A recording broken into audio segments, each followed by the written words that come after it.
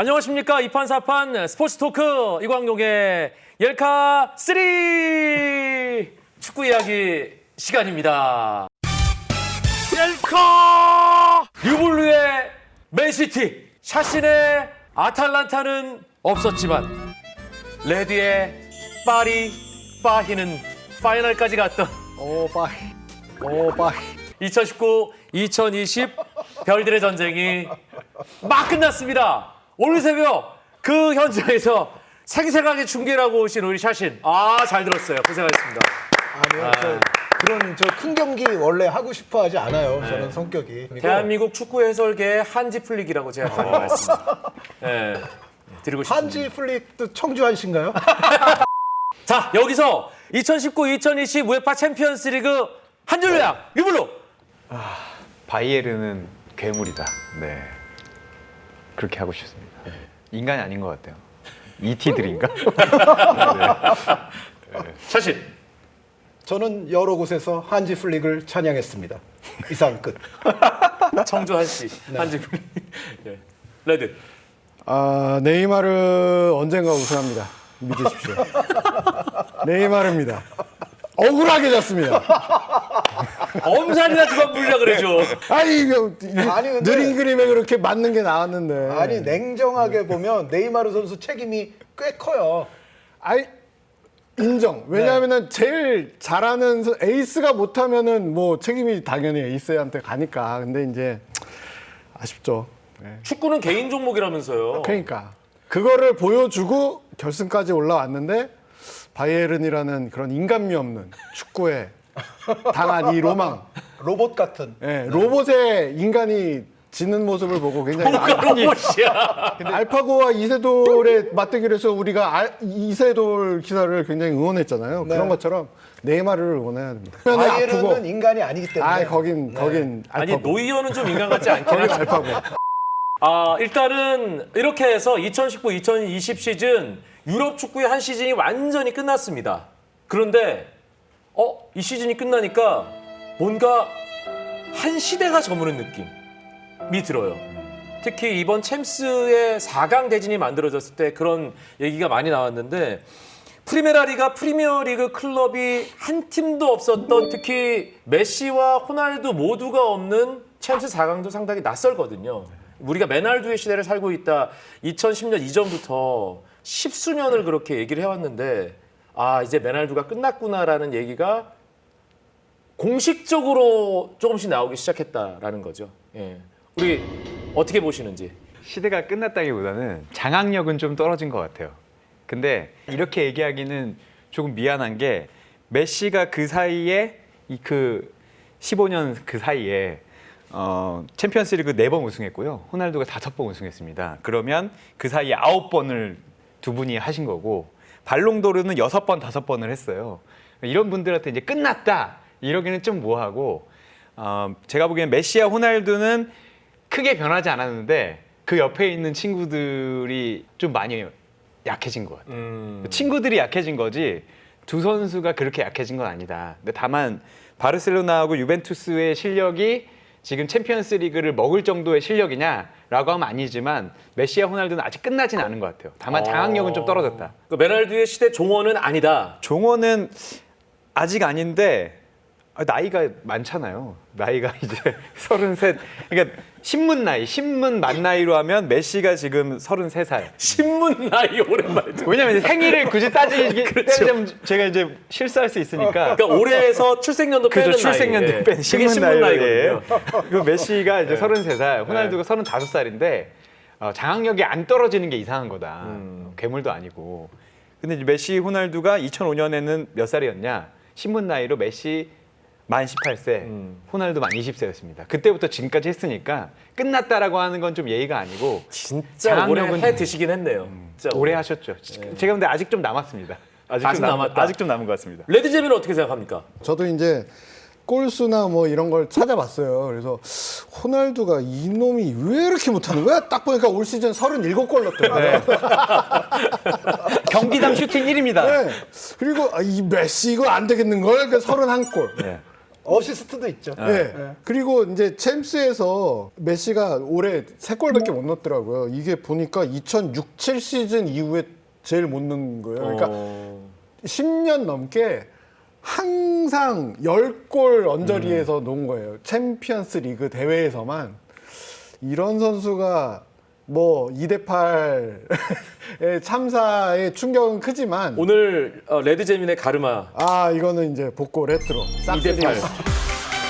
그러니까 호날두는 약간 뭐 리그를 맨유에 잉글랜드에 있다가 스페인 왔다가 다시 이제 이탈리아로 날아갔는데 이 시대를 논하기에는 메시가 굉장히 편해요. 한 리그 한 팀에 계속 있었으니까.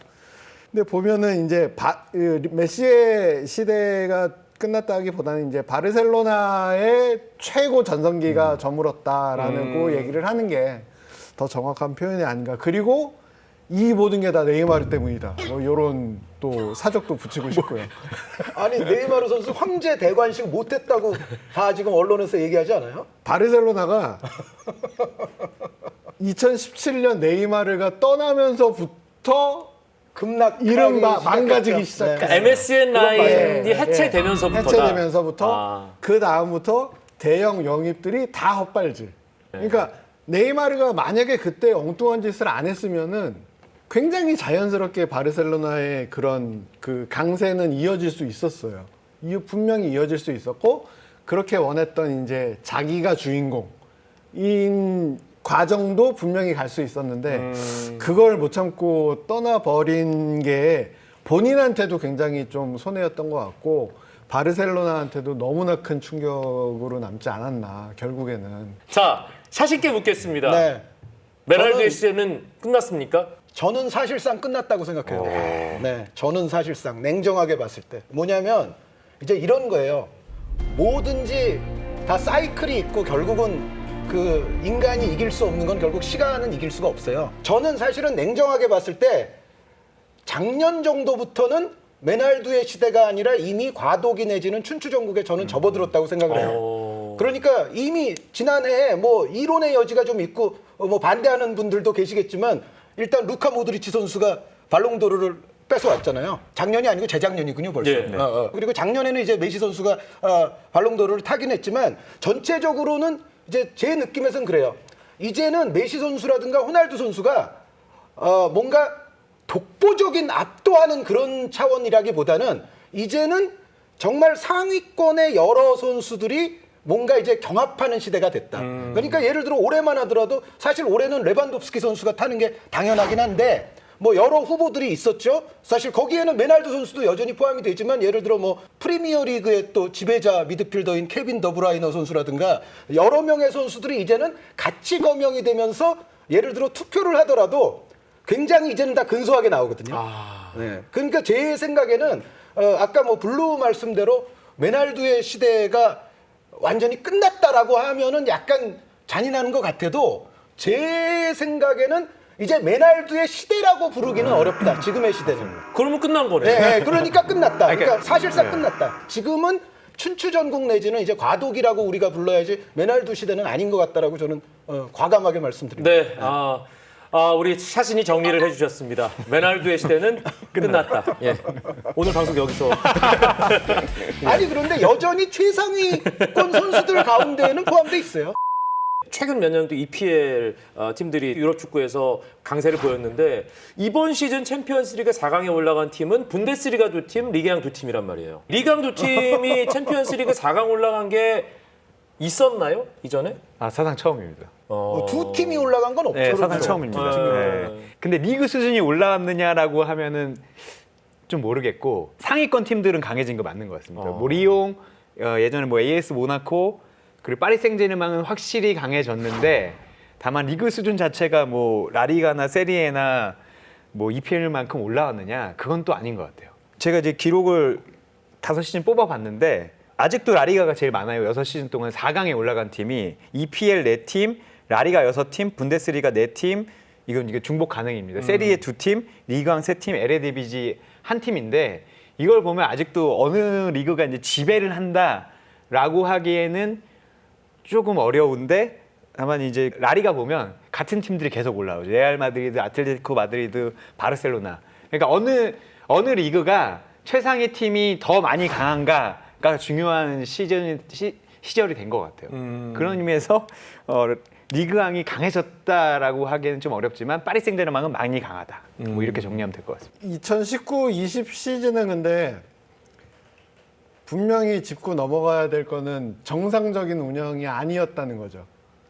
코로나 사태로 인해서 8강전부터 단판 승부로 갔고 결승 그것도 원정 홈앤어웨이도 아니고 중립 지역에서 모여서 했고 그럼으로 인해서 벌어진 변수는 분명히 존재를 한다고 생각을 해요. 왜냐하면은 강팀과 약팀의 차이가 가장 극명하게 가장 객관적으로 솔직하게 나오는 건 리그잖아요.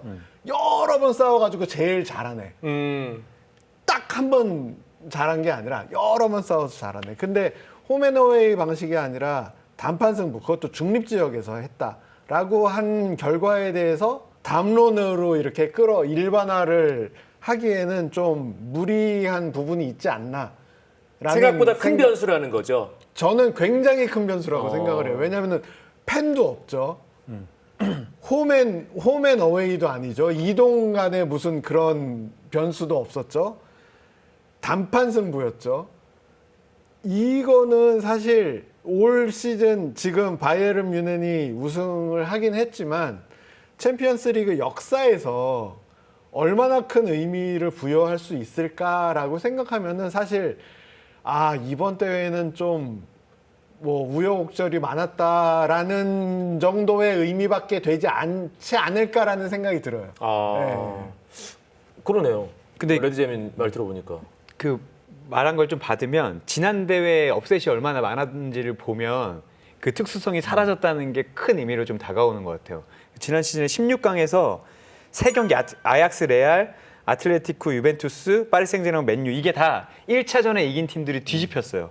그리고 4강에서는 2경기가 다 뒤집히는데 토트넘, 아약스, 바르셀로나, 리버풀 이게 다 뒤집혔는데 바르셀로나가 3대0으로 이기고 0대4로 뒤집히는 이런 대회에서 한 판이 사라졌다는 거는 이 변수가 50%를 저는 넘어선다고 생각을 하거든요.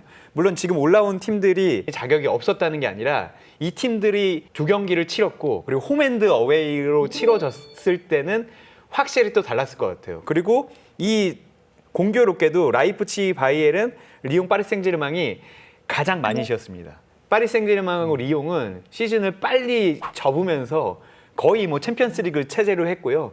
그 전에 프랑스 리그컵들이 2개 있었는데 이 두 팀이 다 올라왔어요.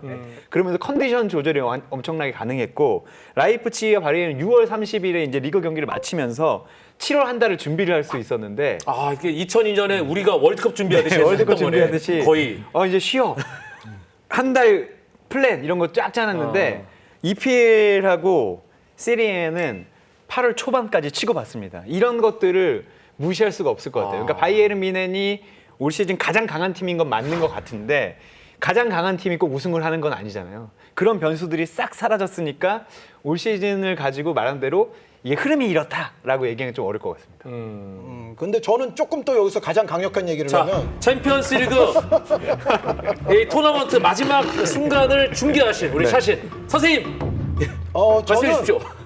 이 변수에 관한 이야기는 다 맞아요. 그럼에도 불구하고 지난 10년을 호령해왔던 일부 빅클럽들은 지금 문제가 발생한 게 맞다 라고 저는 생각을 해요. 저는 항상 그 역사적인 관점에서 지난 10년은 5개 팀의 시대였다고 얘기하거든요. 일단 우리가 말하는 소위 레바미는 거기 당연히 들어가고 거기에 유벤투스와 아틀레티코 마드리드까지 들어가요. UEFA 코이피션트나 뭐 엘로 랭킹이나 이런 데서 아마 다 증명이 될 거예요. 그러니까 지난 10년간 어떤 랭킹으로 봐도 레바민과 유벤투스, 아틀레티코가 대부분 5위권을 형성을 할 거예요. 그러니까 뭐 5년치를 묶든 뭐 7년치를 묶든 대체로 그 5팀이 이제 지난 한 10년을 선도를 했고 그리고 뒤따르는 팀들이 맨시티, 파리 생제르맹, 리버풀, 뭐 세비야 이런 팀들이 아마 뒤따르게 될 것이다. 점수상으로 보면 이제 저는 그렇게 생각을 하는데 어찌됐건 그런 관점에서 봤을 때 일부 팀들은 분명히 지금 시대가 바뀌는 문제가 생겼어요. 그게 여태까지 말씀해 주신 바르셀로나 얘기는 이미 나왔죠. 그런데 여기 이제 아틀레티코도 약간 해당이 되는데 왜 그러냐면 아틀레티코 마드리드의 올 시즌 문제는 사실은 예전 같지 않은 수비에 저는 있었다고 봐요. 그러니까 예전에는 뭐 한 골 넣고도 이길 수 있고 뭐 그런 게 가능했던 아틀레티코인데 아틀레티코가 최근에 이제 잃어버린 선수들 중에는 디에고 고딘이 있고 후안 프란이 있고 필리페 루이스가 있습니다. 이 선수들이 수비 라인을 형성하면 물론 후안 프란이라든가 필리페 루이스는 사실은 아틀레티코의 공격의 혀를 뚫어주는 선수들이에요. 네. 그러니까 아틀레티코가 좀 답답한 것 같아도 후안 프란과 필리페 루이스가 있을 때는 사이드에서 이른바 팬들이 그런 표현도 쓰는데 사이드 타카가 됐어요. 사이드가 그만큼 좋았기 때문에 사실은 중앙지향적인 미드필더들을 앞쪽에 놓고도 아틀레티코가 공격 전개가 됐었거든요. 그리고 답답하면 내가 한다 또 고딘 선생이 있어요. 그러니까 팀이 정 안 되면 고딘이 그 세트 플레이에서 넣는 그런 부분들이 있었는데 고딘, 후안 프란, 필리페 루이스가 사라졌다는 거는 아틀레티코가 옛날만큼 수비가 안 되고 공격 전개에도 문제가 생겼다는 얘기고요. 유벤투스 같은 경우는 유벤투스는 예전에 이제 레알 마드리드 유명한 BBC가 있을 때 유벤투스는 이런 얘기했죠. 우리는 BBC가 있어. 네. 부폰, 바르잘리, 보누치, 키엘리니였거든요. 그런데 이 가운데 바르잘리 선수는 은퇴를 했고요. 키엘리니 선수는 올 시즌 장기 부상에 허덕였어요. 나이도 기본적으로 많지만. 보누치 선수도 이제는 적지 않은 연령인데다가 예전만한 폼이 아니라는 평을 듣고 있고 부폰 선수는 지금은 주전 골키퍼가 아니에요. 그러니까 유벤투스도 사실은 전체적으로는 이 BBC 수비 라인 쪽을 형성하는 선수들에게 의지하는 바가 굉장히 컸었는데 사실상 지금 이 라인은 파괴됐다고 해도 과언이 아니죠. 레알 마드리드는 일단 호날두 선수를 유벤투스로 내보냈고 여기에 호날두 선수와 더불어서 팀을 이끌어왔고 그 챔피언스 리그에서의 역사를 써왔던 1군의 선수들이 있습니다. 그 선수들이 지금 다 30대예요. 토니 크로스 선수만 갓 30 정도고 모드리치 선수 훌쩍 넘겼죠. 벤제마 선수도 이제는 30대 많이 넘겼죠. 여기에 이제 마르셀로 선수는 요즘 주전도 아니지만은 어쨌든 마르셀로 선수도 30대죠. 세르히오 라모스 선수. 라모스 선수는 여전히 엄청난 파괴력을 보여주긴 하지만 여전히 라모스 선수도 나이는 많아요, 지금. 그러면은 레알 마드리드도 주축을 이루던 선수들 가운데 가장 믿을 만한 득점원인 호날두 선수 나간 데다가 나머지 선수들은 지금 고령이에요. 바르셀로나는 말할 것도 없죠. 바르셀로나는 이 가운데서도 거의 최악에 해당하는데 바르셀로나 지금 주축 멤버들 가운데 나이를 보세요. 메시 선수, 수아레스 선수 87년생이고 피케 선수도 마찬가지고 그 다음에 88년생들이 또 질비해요. 부스케츠도. 네, 부스케츠 선수, 라키티치 선수 88년생이고 비달 선수는 이보다 아까 그 메시 수아레스 그 대열로 가야 될 것 같고 알바 선수도 30대 30줄이고 고령인 선수들을 여전히 주축으로 갖고 있는 팀이에요. 자, 그러면은 10년을 풍미한 5팀 가운데 제가 지금 4팀을 얘기했죠.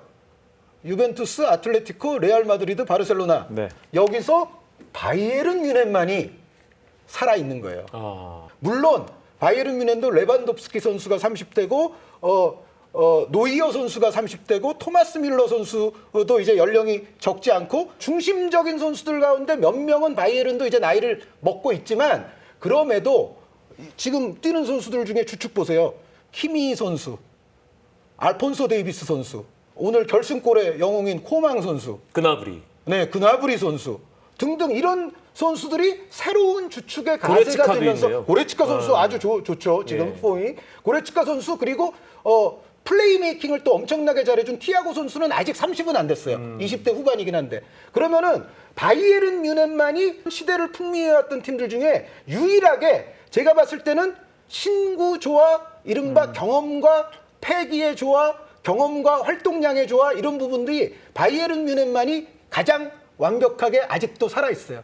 이 얘기는 뭐냐면은 결국 바이에른과 나머지 바르셀로나, 레알, 아틀레티코, 유벤투스의 차이를 가르는 큰 하나의 장벽은 세대 교체를 얼마나 현명하고 계획적으로 했느냐. 그리고 지금의 어떤 팀의 중심 근간을 봤을 때 얼마나 노장들에 대한 어떤 의존도 이런 게 심하냐 좀 덜 심하냐 이런 차이로서 분명히 바이에른과 나머지 팀들이 차이가 나거든요. 그래서 바이에른은 혼자서 올 시즌에 우뚝 설 수가 있었던 거고, 지금 말씀드렸던 팀들은 올 이적 시장이나 이런 경우에도 코로나 때문에 지금 돈을 많이 쓰기는 어렵거든요. 그런데 그럼에도 뭔가 지금부터라도 빠르게 변화하지 않으면 이 팀들은 좋았던 지난 10년을 재현하기가 쉽지 않을 것이다. 여기에서 어떻게 보면 프랑스 리그 팀들이라든가 분데스리가 팀들이 저는 찬스를 얻을 수 있는 지금 상황이 왔다. 그런데 어찌됐건 이런 상황이 안 오게끔 미리미리 손을 가장 잘 쓴 클럽이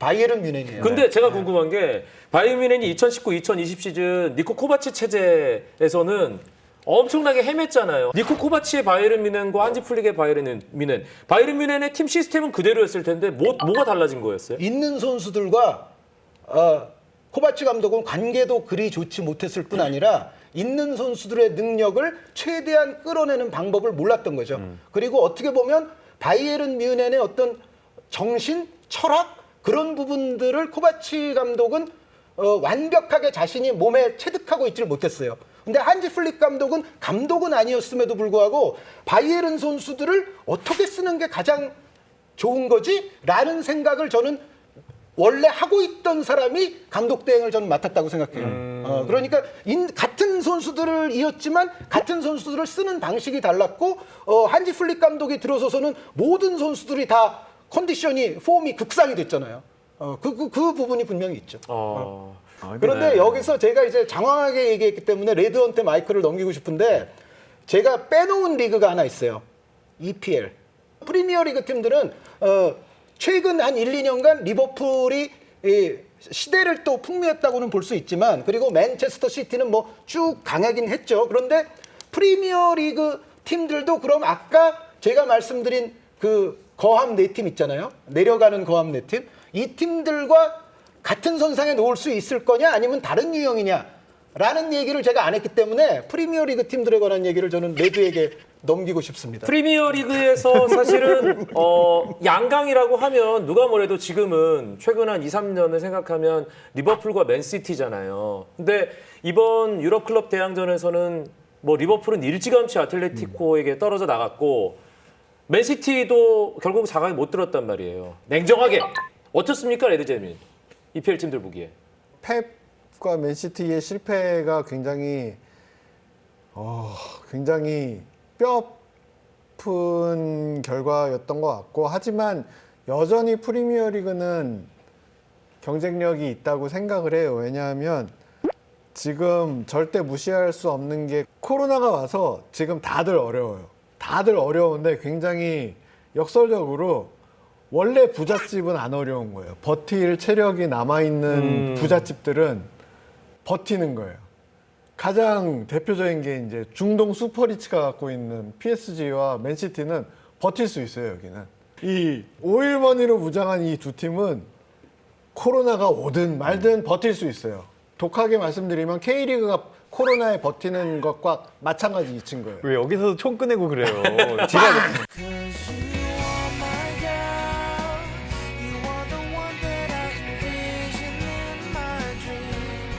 근데 역설적으로 정상적으로 운영되는 내가 돈을 벌어서 내가 먹고 사는 팀들은 굉장히 힘들어지는데 앞으로 더 힘들어져요. 저는 여기 계신 분들 모두 마찬가지로 올 초만 해도 올 뭐 여름 늦가을이면 끝날 거야라고 생각했던 게 지금 다시 재확산이 돼가지고 제가 보기엔 이거 내년까지 가거든요.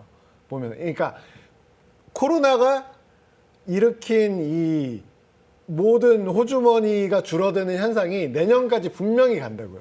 보면은 그 충격을 어떻게 버틸 거냐가 관건인데 지금 보면은 뭐 어떤 클럽이 뭐 어떤 리그가 강세 약세 하는데 결국에는 돈 싸움이거든요. 그리고 우리가 지금 말하는 우에파 챔피언스 리그는 정말 돈 많은 팀들이 나오는 거예요. 어쩔 수 없이. 그러면은 깍 수입이 줄어들더라도 남아있는 돈이 많은 팀이 당연히 유리한 거예요. 그러니까 레알과 바르셀로나가 분명히 큰 진짜 위기에 빠졌음에도 불구하고 여기는 커버할 수 있는 돈이 있는 거예요. 그럼 하지만 아틀레티코 같은 경우에는 조금 위험하죠. 예, 워낙 작은 팀의 고효율 팀이었으니까 어쨌든 코로나 여파를 절대로 무시할 수 없다라는 거를 말씀드리고 싶고 그런 면에서는 프리미어리그 클럽이 유럽 전반적으로 봤을 때도 좀 유리하다. 앞으로도 계속. 그러니까 이번에 유럽 클럽 대항전에서는 리버풀과 맨시티가 실패했지만 이건 그냥 잠깐 삐끗한 거지. 뭐 그렇다고 다시 올라설 저는, 거다. 네, 그렇다고 보고 이제 또 하나 그냥 그 참견을 하자면 바이에른이 왜 강한가라고 보면은 결국에는 이제 뭐 한지 플릭도 굉장히 유능하지만 어떤 이미지냐 이 기계라 그랬잖아요. 그러니까 이건 시스템인 거예요. 어떤 일을 일상도 그렇고 인생도 그렇고 축구도 그렇고 회사도 그렇고 매뉴얼이 잘 갖춰져 있는 시스템이 탄탄하게 있는 곳은 어떤 부품을 갖다 껴도 시스템으로 돌아가는 힘이 있는 거죠. 이게 보면은 저는 이제 평소에 말하는 게 평균값이 굉장히 높은 팀이 있다, 높은 국가가 있다라고 보거든요. 예를 들어서 한국과 일본 국가대표팀을 보면은 일본 국가대표팀의 평균값이 항상 높아요, 한국보다. J리그, K리그, 한국 국가대표팀, 일본 국가대표팀 보면은 평균값은 일본이 높아요. 하지만 결정적인 순간에 최고점은 한국이 항상 높죠. 최저점도 항상 낮고 일본보다 우리나라는 그런 스타일인 거예요. 그러니까 아틀레티코, 레알, 바르셀로나 이런 데는 보면 확실히 슈퍼스타에 의존하는 의존도가 확실히 높거든요. 우리 팀에 예를 들어서 메시가 있다, 호날두가 있다, 네이마르가 있다. 이거는 뭐 두말할 것까지 없고. 하지만 바이에른은 보면은 정말 슈퍼스타는 잘 없어요. 보면은 그 바로 아래에 있는 스타급들. 아니 저 그러면은 리베리 로번 선수가 저 달려오겠는데요? 총가지고. 근데 리베리 로번도 그렇게 뒤에 레반도프스키 따라올 것 같습니다. 제가 형들 같이 말씀드리는- 가자고. 저는 이게 우리 주제가 나중에 될 수도 있을 것 같은데 한 1년 안에 브렉시트에 어떻게 영향이 될 것인가가 되게 중요한 것 같아요. 맨체스터 시티하고 리버풀은 계속 강하겠지만 EPL이 지금 시스템처럼 아주 상업적으로 성공할 수 있느냐는 정말 변수가 많아서 이거는 네. 그래서 두 팀은 강하겠지만 EPL의 강세가 계속 될 것이냐라고 하는 거는 또 다른 차원의 문제인 것 같아요. 그런데 EPL이 또 하나 결정적인 유리한 점이 있는데 영어권이라는 거예요.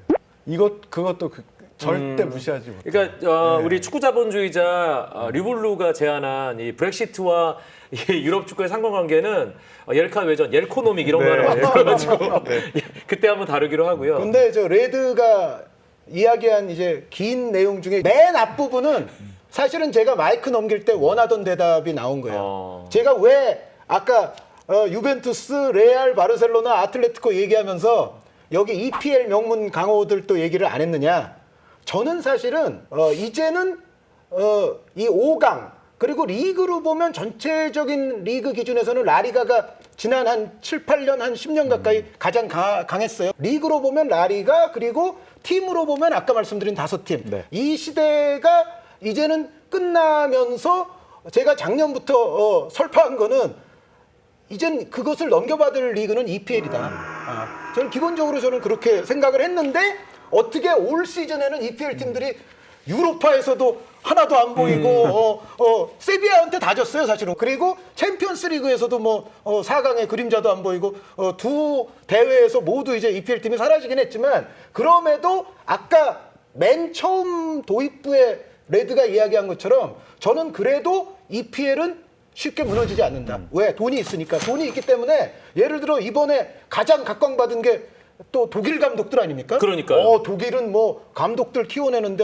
굉장해 뭐. 그 4강 4팀 중에 3팀이 독일 감독이었잖아요. 그렇죠. 그리고 지난해 올해 챔피언스리그 우승이 또 다 독일 감독이고요. 그런 이제 독일 감독에 대한 칭송이 아주 요즘 점점 자자한데 EPL은 이제 그 독일 감독들 또 다 데려올 겁니다. 제가 봤을 때. 맞습니다.